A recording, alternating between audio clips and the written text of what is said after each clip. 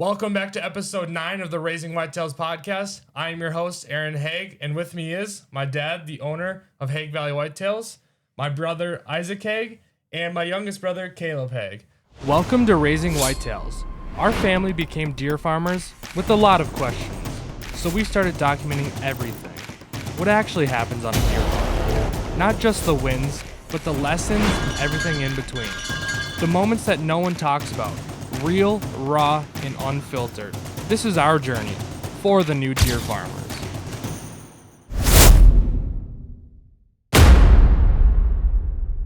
Now, today's episode is going to be fun. It is going to be a family episode. You are going to see every single one of our members. And this episode is going to be about fawns. On Monday, we had our first fawns born. Fern gave birth to twins at 5 in the morning. You're going to see throughout this episode the entire progression from 5 o'clock when we got woken up all the way to yesterday when we finally started getting the fawns to walk up and get on the bottle.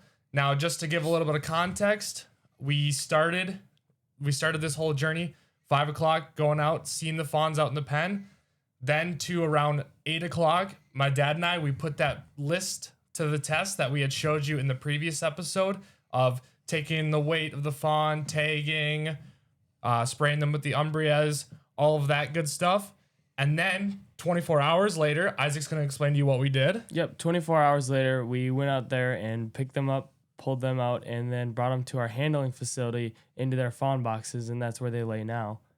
And then once we had brought them there, we started bottle feeding them, which has been a process, and we're going to give you a little bit of context of that as well.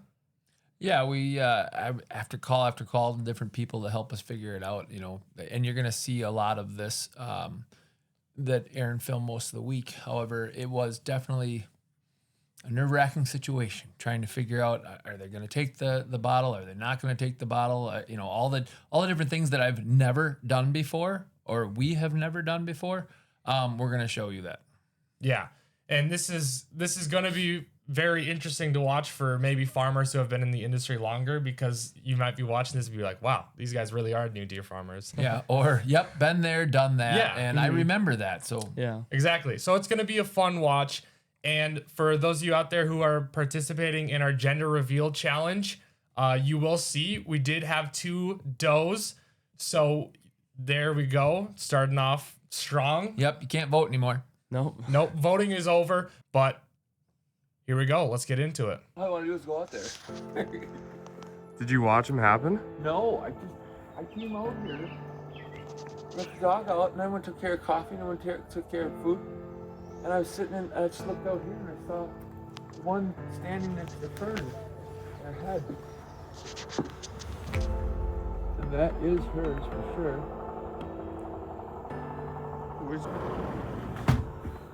You're so little. She's laying down. Or whatever. It's a he. she laid down. So that one just laid down, and this one's curled up by Fern.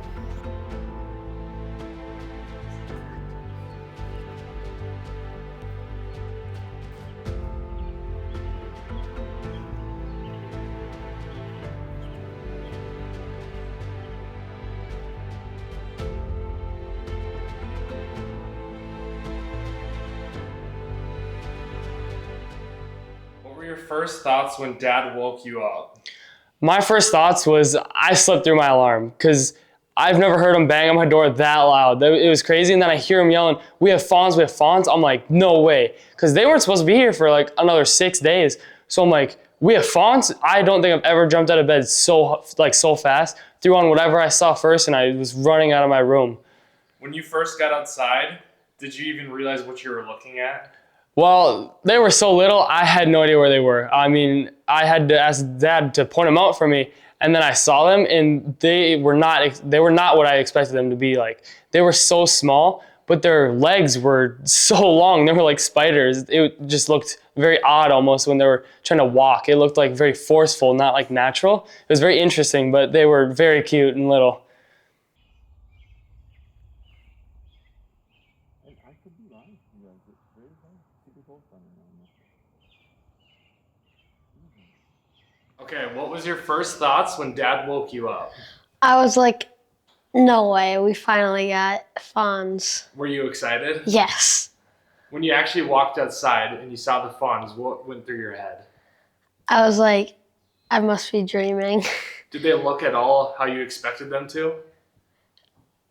I mean, not really. Did they look weirder than you thought? Kind They- of like spiders, maybe? No, like they were just smaller than I thought they'd be. I thought they'd be bigger. Was it crazy that they were walking right away after they were born? Yeah. Good morning, Jeremy with Raising Whitetails. We've had an exciting morning. I woke up about 5 o'clock this morning and stepped out on the deck, did my normal routine, let the dog go to the bathroom, and counted all the deer. There's 6 deer. You know, normal morning. Went in, made the coffee, looking through the patio door, and there where Fern was bedded against the fence, there's a little teeny baby walked out from behind her and kind of ran to the window and looked around, and there she'd already had one, I think, and it was down on the other end of the pen with all the other deer trying to figure out who Mama was. So we are now proud owners of 2 more deer. Our herd just grew by a third. So we are going to start the whole protocol that we talked about on the podcast.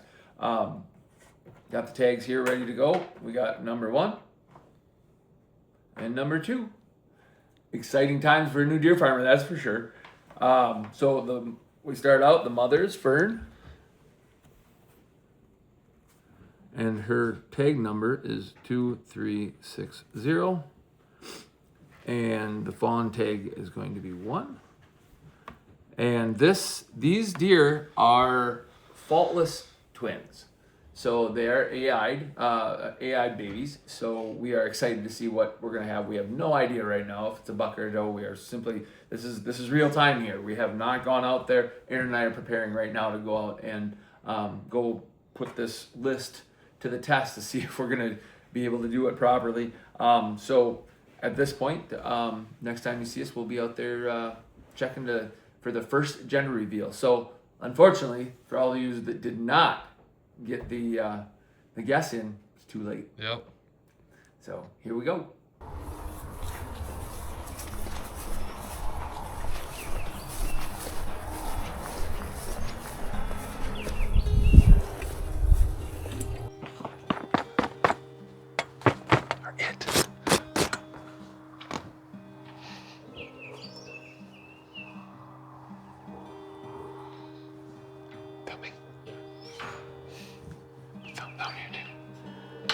Hi, sweetheart.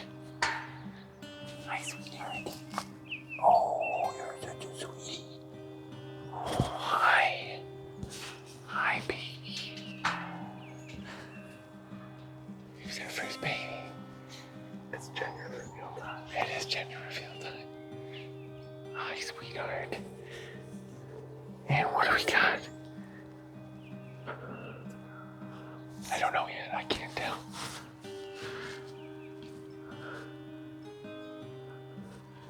I can't tell.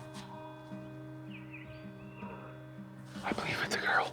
I don't know. Hi, baby.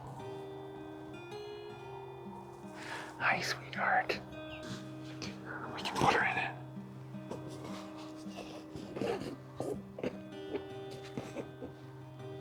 Hi, sweetheart.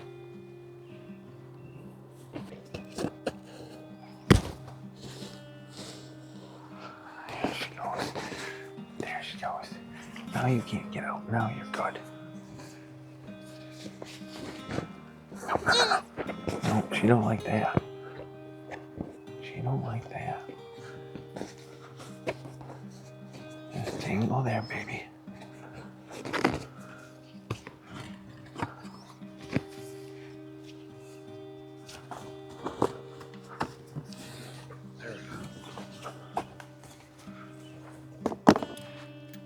We'll just do the subtraction on it.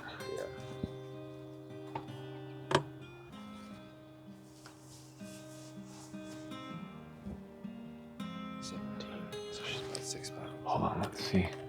It was 0 to 17. So from here, we're gonna spray You are definitely seeing the first time a person's ever put their hands on a fawn before.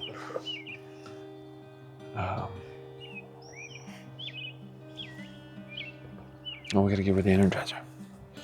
Open up the Energizer. You gotta get it in there though. Gotta get it in her mouth, in the back corner of her mouth, and just slowly squirt. There you go. Okay, there you go. Keep going. Keep. Come on.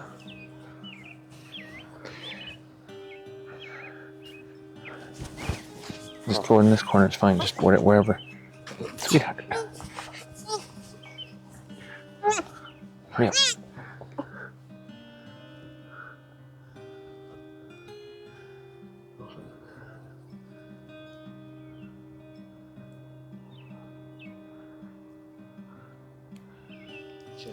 She swallowing?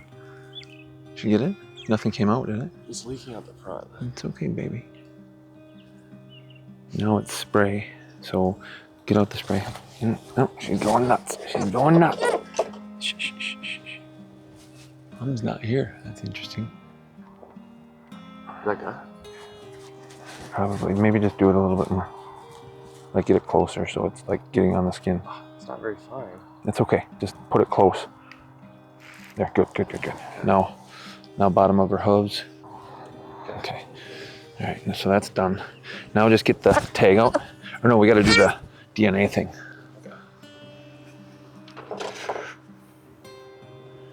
I really want to get her in here now, if we can.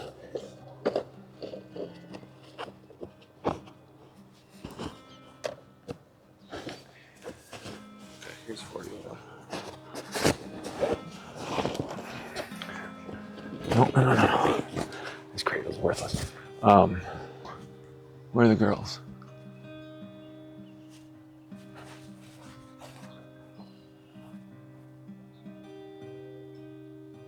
Okay, right here. She's not holding her head out. What do you mean? It's dangling there. All right, here we go. This is the fun one. She's not gonna like it. Here we go, ready? I don't like hurting a baby. Ready? Yep.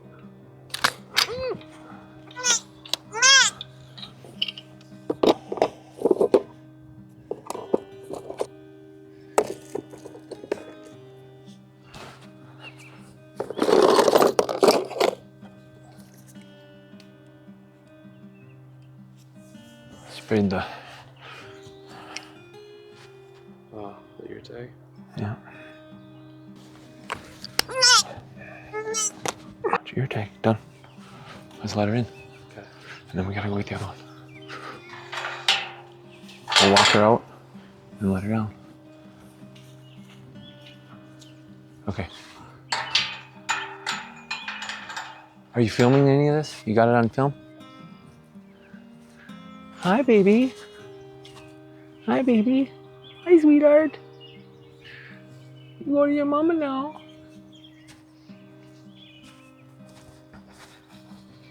Hi. Yeah, I know you're not gonna like that, are you?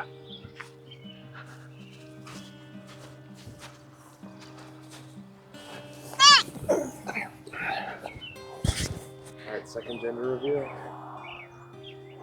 I think it's another doe. Yep. Well, that's a bummer. It is another doe. I think so. Another bottle, baby. Shh, shh, shh, shh. Shh, shh, shh. Why? I wanted a buck out of that one. All right. Really? We have two does? I wanted a buck out of Faultless.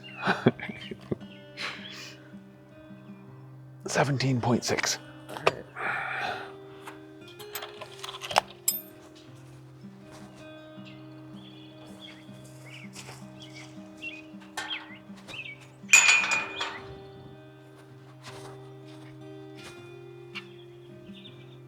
There you go, sweetie. There you go, sweetheart. Yeah, the baby's with all the moms, so we're good there. Well, it went good. I don't think we got the DNA tag for the first one. For some reason, it didn't work out like the second one did. As I'm holding these, here's the first one, squeezed down, but the green thing's still in the top and I didn't know. Whereas this one's red and it's got the green thing in the bottom and you can physically see the ear tag or the earpiece in there. This one didn't go, I squeezed it. It made a hole, but it didn't go in there. So when we bring her in, it's 2 does, so we're bottle feeding both. But we'll see what happens. I'll get that DNA piece when we get them into the shed for bottle feeding.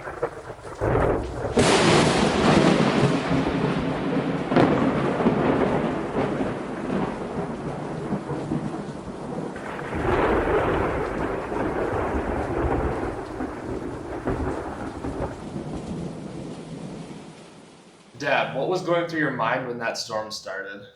Well, the odds seem to be stacked against us either way, and the fact that we're new deer farmers, we've got 2 new fawns. We're not pulling them for another 12 hours or more at that point, and then the lightning started flashing in the sky. And I'm going, how are these little girls gonna survive the night? We didn't put the new barrels in yet because they came earlier than we expected. They were 5 days before their due date, maybe even 7. And it was just, I was scared for them. Of course I was. Brand new deer farmer, new little babies out in the rain, the storm, the lightning. I didn't know what to think. Did you sleep that night? I don't sleep most of the nights right now. Since they were born either. I've got the camera on next to my bed all night long. So that night, no, and probably not any night since. Mom, as a mother, how did you feel? I was worried, but I also remind myself this happens in nature. The next day, I was worried when we couldn't find them. We walked out there together, and I was worried. I didn't want to find a dead fawn. And I didn't want to step on one either. So we stood there and looked around, and we couldn't see them. Well, I woke up that morning, and I'm like, I went and woke her up, and I'm like, do you want to come with me to see if they made it, or do you want me to go find out and tell you later? And her response was, if something bad happened, let's not tell Caleb till after school. Yes, and yeah, definitely. So we went out there, and I just stood finally with the binoculars, and I was like, I see one over there. So here's the weirdest part about that, is that I had already walked down. I walked past her. I went over to the carport, and I had already walked past her. She spotted her, and I had gone right past her. They are so... Their spots truly camouflage them, even in green grass. And then I went and I picked her up, and because I didn't know if she was alive, she was laying motionless. But when I picked her up, she was warm, like physically warm to the touch. So then I was like, oh, one down. Where's the other one? Yep. And then we walked down to we just kept looking for the second one, and we walked down to the other end, and she was just curled up over in the corner on the straw by the gate, and it was. She ran. She's the one that had all the energy and ran away from us every time we went in there.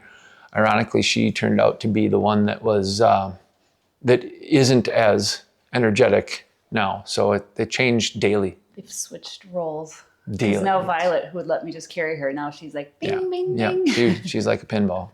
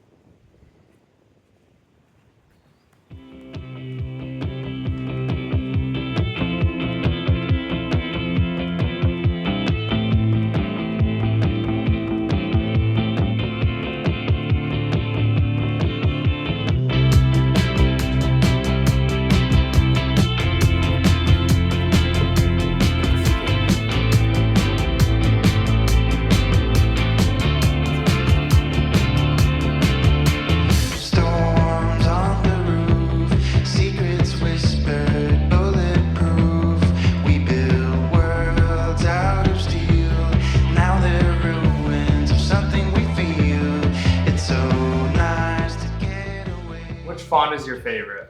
I'd say Dixie is my favorite, and she's tag number 2.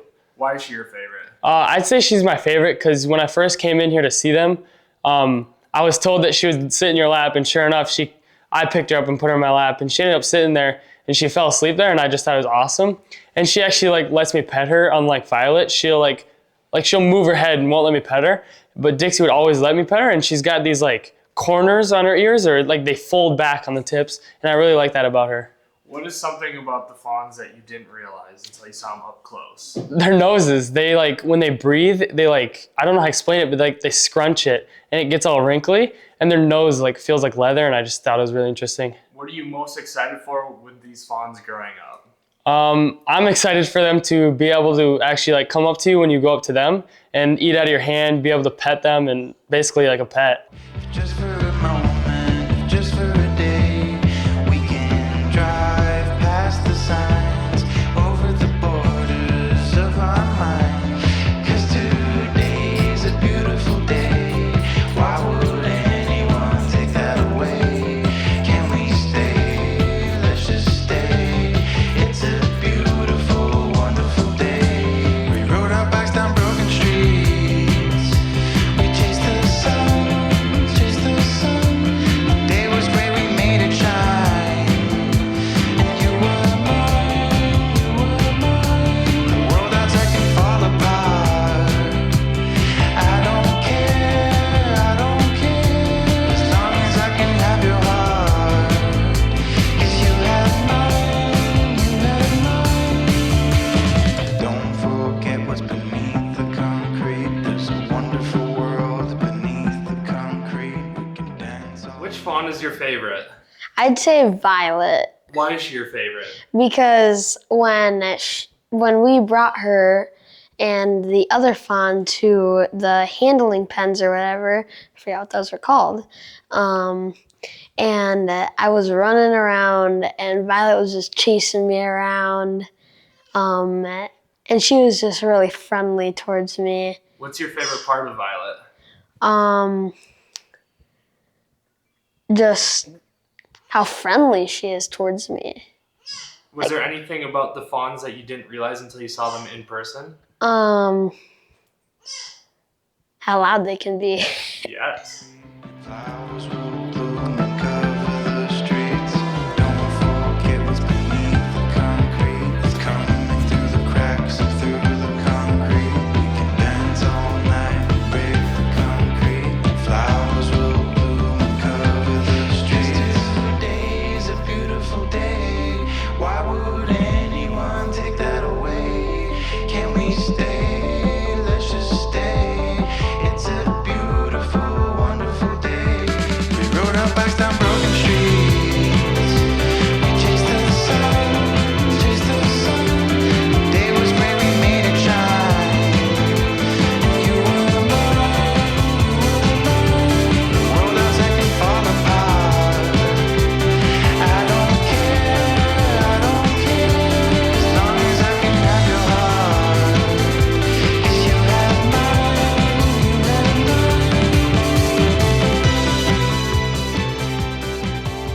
Violet and Dixie, how does it feel to be alive? Violet. Okay, she said it's nice to be alive as a baby deer.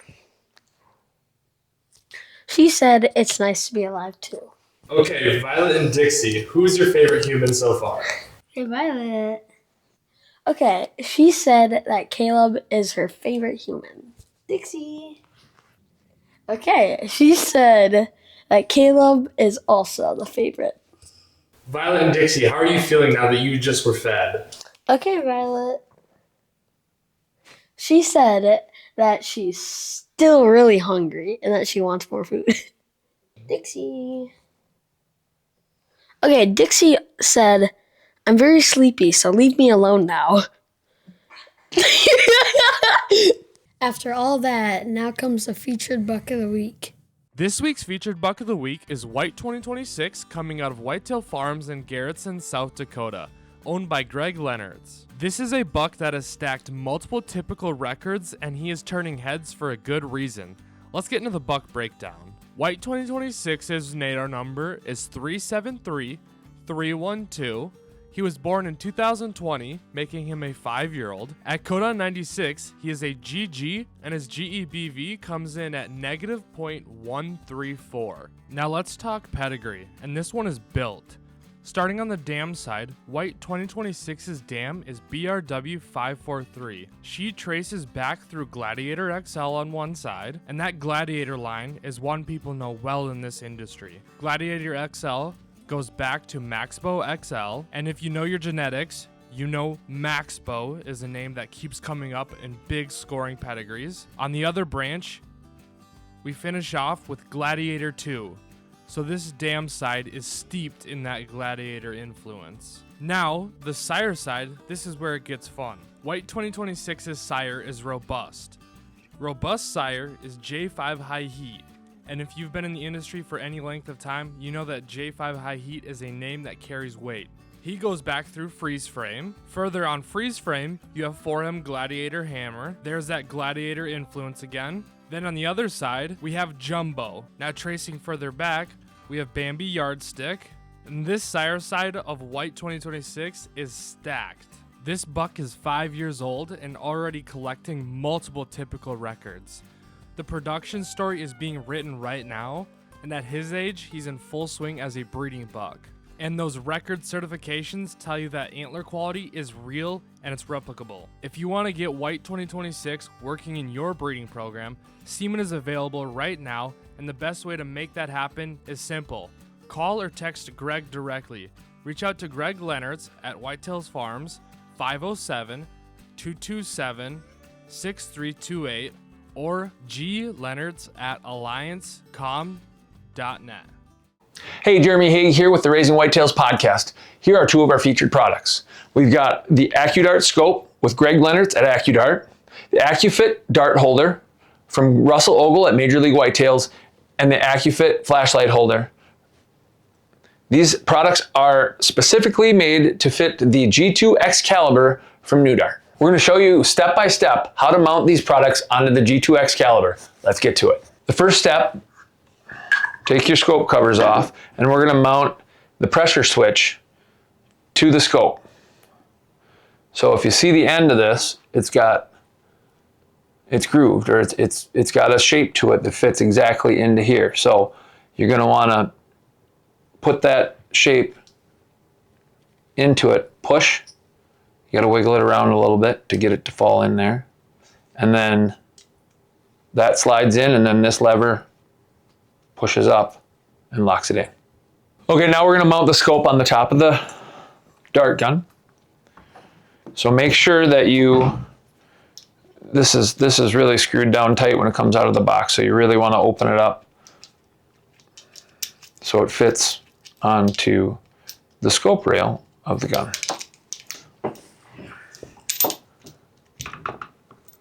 Now, the thing you want to watch here is when you put this on, the front of the scope meets up to the center of the center hole, like you see there. So then when I slide this on, and this is the hard part, there we go, slide this on like this, it'll slide into the grooves. So right now it's not in the grooves, now it is in the grooves. There. Now, finger tighten the mount on. Once that's finger tightened, you just take the Allen wrench that's supplied, tighten it down,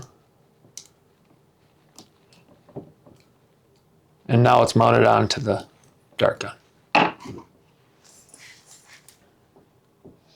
Next, we're going to install the pressure switch saddle.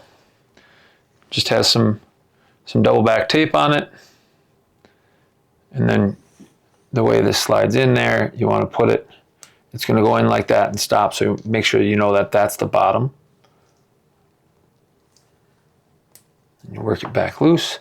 Now you just peel the back of the tape, peel the tape, making sure again the bottom is here, and just set it right next to the safety, just like that. Now next, you want to take the pressure switch and put it through the back hole and let it slide down here. Pull it through just far enough to slide the pressure switch in the saddle. Now that's going to make sure the length of that wire is the proper length when you mount it, when you mount the dart holder on to hold everything in place.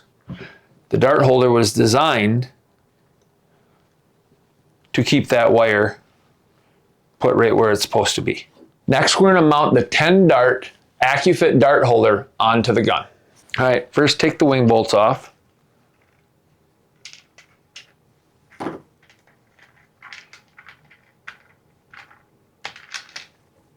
All right. We're going to lay this right flat on the table. We're going to line everything up. You can see that this fits into this. So you just line all that up, lay it down onto the dart holder, and there it all lines up perfectly. Now, I'm going to roll this over. We're going to look on this side and make sure that nothing's pinched here with the pressure switch. I see nothing pinched. This moves freely in here, so nothing's pinched in that hole. Now we're going to run this. It's going to look like this. You run the loop up to the front hole, making a space for the bolts to go back in. Then you take your bolts. See how the bolts have the grooves in them? They're designed to hold the wires. Okay, looking at this washer with the wing bolt in it, if you look at this, there's a long side and there's a short side.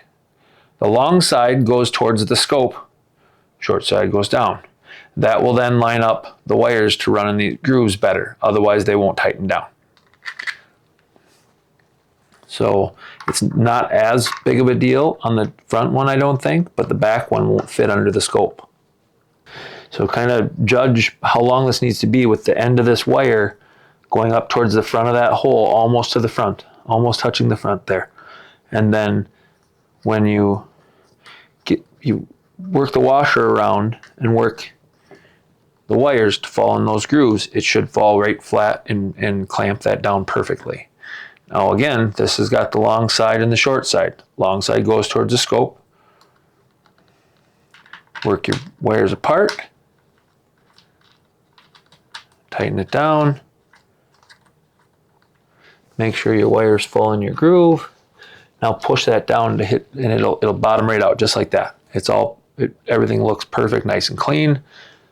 Now you just go and you tighten everything down.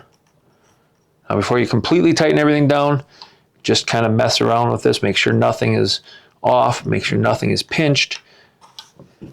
Look on the other side. Make sure nothing is pinched. Maybe you can pull a little bit on this wire so it doesn't pull that back too far. And actually, I kind of want to have that a little bit longer, so I'll pull on a little bit, and then that'll set that pressure switch right where it needs to go. Another thing I like about this is that the dart holder makes it so your gun can sit nice and flat and you can work on it. So after all that's set the way you want to,